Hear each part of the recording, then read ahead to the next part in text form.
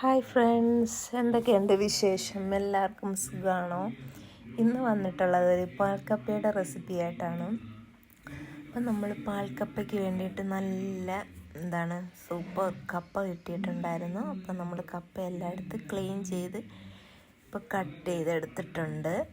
ഇനി ഇതിൽ നമ്മൾ വെള്ളം ഒന്ന് തിളയ്ക്കാൻ വേണ്ടിയിട്ട് വെച്ചിട്ടുണ്ട്.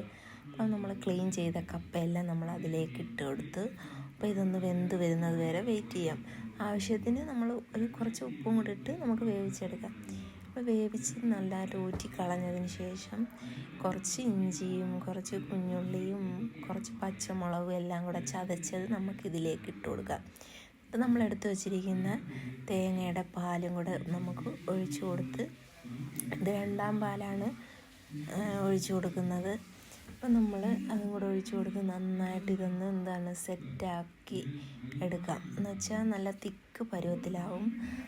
അപ്പോൾ അതുവരെ നമുക്കിത് ആവശ്യത്തിന് ഉപ്പും കൂടി ഇട്ട് കൊടുക്കണം. ഉപ്പ് പോരാന്ന് വന്നാൽ അപ്പോൾ നമ്മൾ ഉപ്പും കൂടെ ഒക്കെ ഇട്ട് കൊടുത്തു. നന്നായിട്ട് ഇതൊന്ന് മിക്സ് ചെയ്ത് യോജിപ്പിച്ച് ഒന്ന് തിളയ്ക്കാൻ വേണ്ടിയിട്ട് സെറ്റായിട്ട് വരാൻ വേണ്ടിയിട്ട് നമുക്ക് വെയിറ്റ് ചെയ്യാം.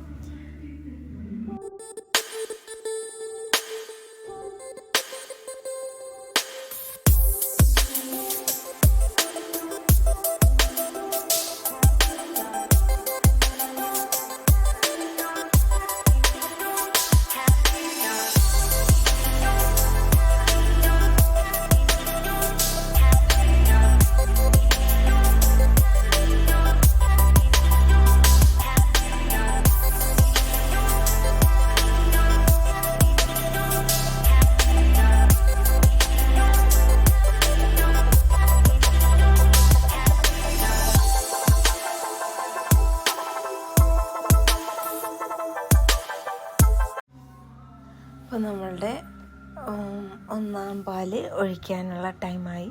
അപ്പം നമ്മൾ അതിലേക്ക് നല്ല തിക്കായിട്ടുള്ള നമ്മളുടെ തേങ്ങയുടെ ഒന്നാം പാല് ഒഴിച്ചു കൊടുക്കുകയാണ്. അപ്പം ഇപ്പം കാണുമ്പോൾ തന്നെ നമുക്ക് ഇങ്ങനെ കഴിക്കാനുള്ള ഒരു ടെൻഡൻസി ഉണ്ടാകും. നല്ല സൂപ്പർ ടേസ്റ്റി ആയിരുന്നു. പിന്നെ എല്ലാവരും ഒന്ന് ട്രൈ ചെയ്ത് നോക്കുക. എല്ലാവർക്കും ഓൾമോസ്റ്റ് അറിയാം, എന്നാലും എൻ്റേതായ സ്റ്റൈലിലുള്ള ഒരു പാൽക്കപ്പയാണ്. അപ്പം നമ്മളുടെ പാൽക്കപ്പയെല്ലാം ഞാനിങ്ങനെ തേങ്ങയുടെ ഒന്നാം പാലൊഴിച്ച് കൊടുത്ത് നന്നായിട്ടൊന്ന് ഇളക്കി മിക്സ് ചെയ്തെടുക്കുകയാണ്. ഇതിലേക്ക് നമുക്കിനി ആവശ്യമായിട്ടുള്ള സാധനം എന്ന് വെച്ചാൽ നമുക്ക് താളിച്ചൊഴിക്കാനുള്ള ഒരു സംഭവങ്ങളാണ്. കുറച്ച് കറി ലീഫും കുറച്ച് കുഞ്ഞുള്ളിയും കുറച്ച് വറ്റൽമുളക്, ഇതെല്ലാം കൂടെ നന്നായിട്ടൊന്ന് മൂപ്പിച്ച് നമുക്കിതിലേക്ക് ഒഴിക്കുമ്പം കാണാൻ തന്നെ നല്ല ഭംഗിയായിട്ട് ഇങ്ങനെ ഇരിക്കും.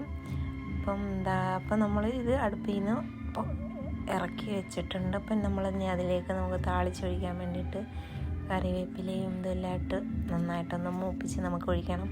അപ്പോൾ ഇത് ഒഴിച്ച് കഴിഞ്ഞിട്ടുള്ള ആ ഒരു ഭംഗി ഒന്നും പറയാനില്ല.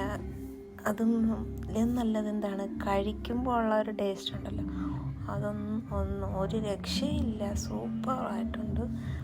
അങ്ങനെ നിങ്ങളെല്ലാവരും ഒന്ന് സപ്പോർട്ട് ചെയ്യണം. എൻ്റെ വീഡിയോ ഒക്കെ കണ്ടിട്ട് എനിക്കറിയില്ല നിങ്ങൾ എങ്ങനെയാണ് എൻ്റെ വീഡിയോസൊക്കെ സപ്പോർട്ട് ചെയ്ത് തരുന്നതെന്ന് ഒന്ന് കമൻറ്റിലൂടെ അറിയിക്കണം. അപ്പം നമുക്ക് ഇത് മൂത്തതിന് ശേഷം അതിലേക്ക് ഒഴിച്ചതിന് ശേഷം കാണാം.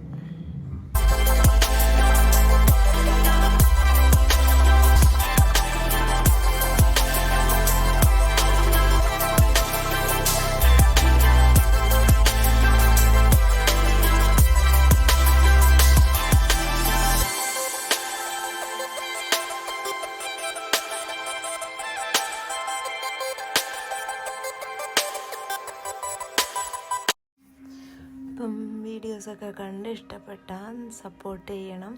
അപ്പോൾ ഇതുപോലുള്ള നല്ല നല്ല വീഡിയോസായിട്ട് ഇനി കാണാം. ബൈ.